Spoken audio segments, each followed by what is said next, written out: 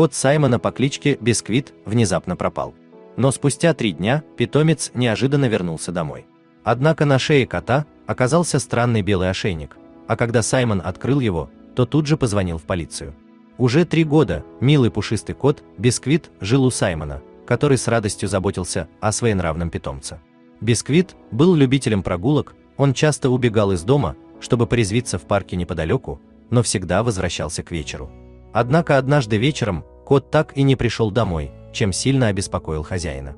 Саймон сразу начал представлять себе худшее. Питомца могла сбить машина или на него могли напасть крупные собаки.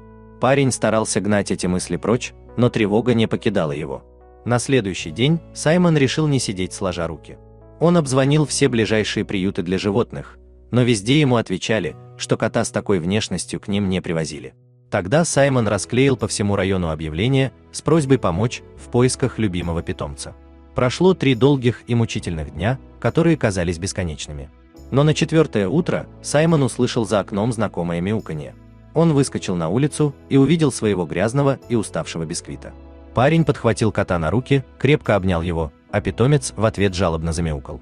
Саймон тут же заметил, что на шее Бисквита был странный пластиковый ошейник.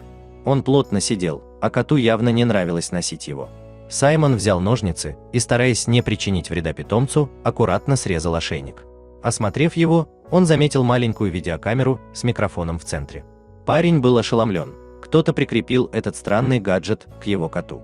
Не понимая, что это могло значить, Саймон решил позвонить в полицию. Ему показалось, что, возможно, кто-то таким образом пытался шпионить за ним и его домом, и эта мысль его сильно напугала. Через час приехал детектив, который внимательно осмотрел ошейник.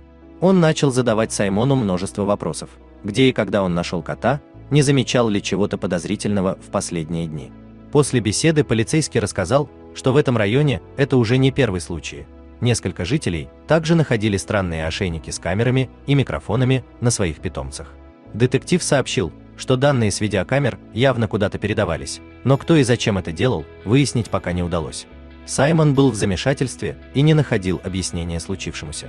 Через несколько дней ситуация прояснилась. Саймону позвонил тот же детектив и сообщил, что злоумышленник найден. Им оказался местный подросток по имени Зак, который изобрел необычный гаджет – пластиковый ошейник с миниатюрной видеокамерой и микрофоном. Устройство было задумано для отслеживания местоположения домашних животных, чтобы те не терялись. Зак, однако, начал тестировать свои изобретения на соседских питомцах, не спросив на это разрешения. Полицейские допросили подростка, а затем отпустили его домой. Зак извинился перед соседями за свои эксперименты и пообещал, что как только усовершенствует устройство, подарит каждому из них такой гаджет. Саймон с облегчением выдохнул. Теперь он был уверен, что его Бисквиту ничто не угрожает, а история с ошейником оказалась вовсе не злым умыслом, а всего лишь частью необычного эксперимента. Дорогие зрители, если вам понравилась эта история, обязательно поставьте палец вверх и поделитесь этим рассказом со своими друзьями. Если вы впервые на этом канале и еще не подписаны, рекомендую подписаться прямо сейчас, чтобы не пропустить очередную захватывающую историю.